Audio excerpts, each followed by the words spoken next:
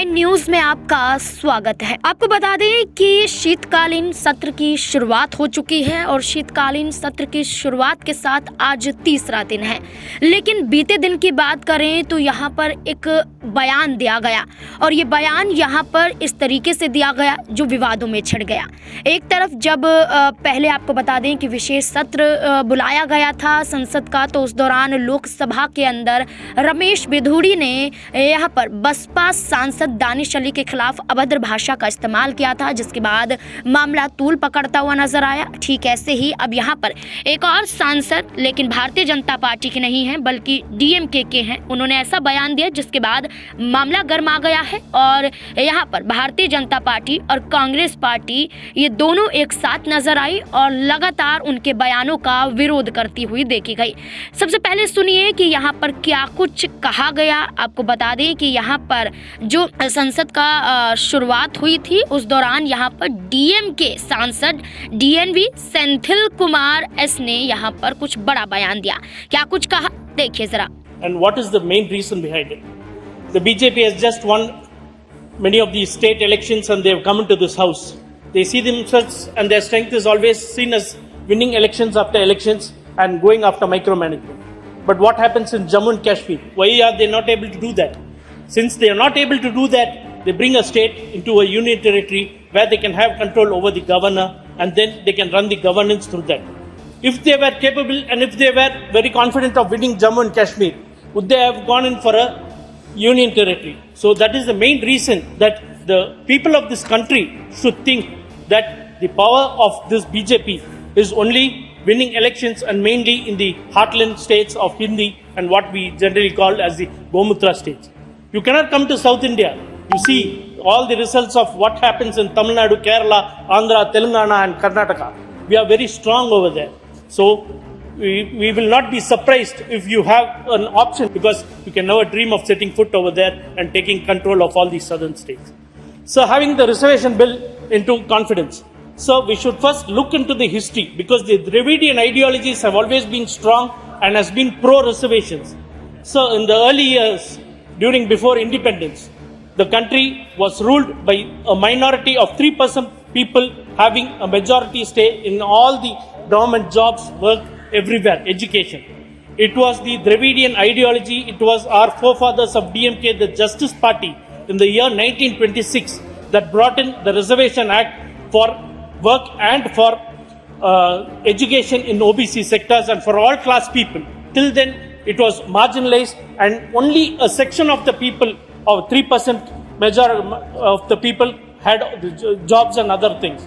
So, in the year 1926 was the first time that in India and Tamil Nadu, Justice Party brought all these reservations for people so that people from all class can take part in governance. And what happened after that? After India obtained independence in the year 1947, it was struck down by the Madras High Court that these reservations shall not exist anymore. And then again when we went to Supreme Court, the same this thing was done, that it was struck down and no reservation was there.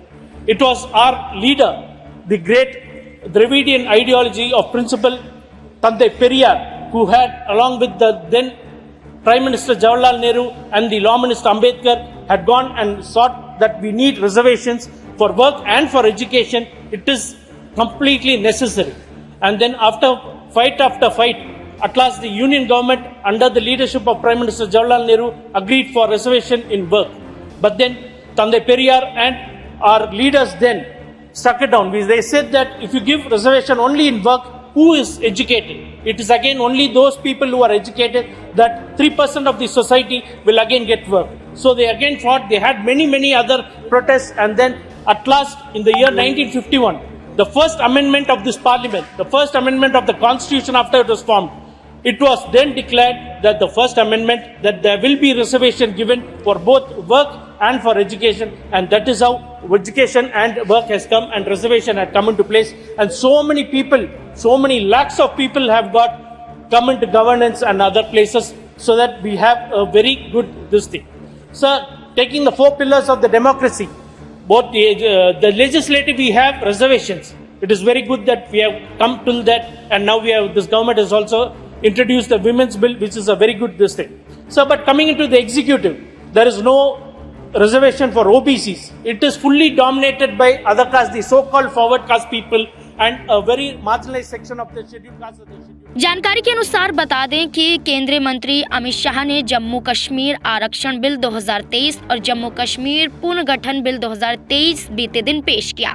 इस दौरान तमिलनाडु के धर्मपुरी से DMK सांसद DNV senthilkumar ने हिंदी राज्यों को गोमूत्र राज्य बताते हुए कहा, इस देश के लोगों को ये सोचना चाहिए कि भाजपा की ताकत केवल हिंदी हार्टलैंड के राज्यों में चुनाव जीतना है, जिन्हें हम आमतौर पर गोमूत्र राज्य कहते हैं। अब साउथ इंडिया में नहीं आ सकते हैं। उन्होंने आगे कहा, आपने देखा कि तमिलनाडु, केरल, आंध्र प्रदेश, तेलंगाना और कर्नाटक के चुनावी नतीजों में क्या हुआ है। हम वहां बहुत मजबूती के साथ हैं और भारतीय जनता पार्टी को लेकर ये कहा गया कि सिर्फ ये जो जिन राज्यों में जीत रही है वो कहीं ना कहीं इसी वजह से जीतती हुई नजर आ रही। इस बयान के बाद देश की सियासत गर्मा गई।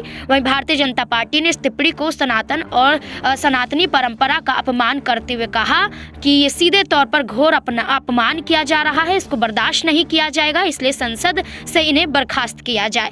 वहीं कांग्रेस ने भी यहाँ पर हमला बोला। उन्होंने कांग्रेस ने भी DMK सांसद पर हमला बोलते हुए कहा, आपको बता दें कांग्रेस नेता प्रमोद कृष्णम ने कहा कि DMK नेताओं की अगर यही हरकतें रहीं तो सनातन धर्म के खिलाफ वैसी ही बकवास करते रहे तो गोमूत्र वाले राज्यों में ही नहीं, सांड वाले राज्यों में भी भाजपा का परचम लहराता हुआ नजर आएगा। इन मुद्दों के तहत कांग्रेस, भारतीय जनता पार्टी एक साथ दिखाई दी और यहाँ पर लगातार उनके बयानों का विरोध करती हुई नजर आई। आपका क्या कहना है कमेंट बॉक्स में जरूर बताएं। धन्यवाद।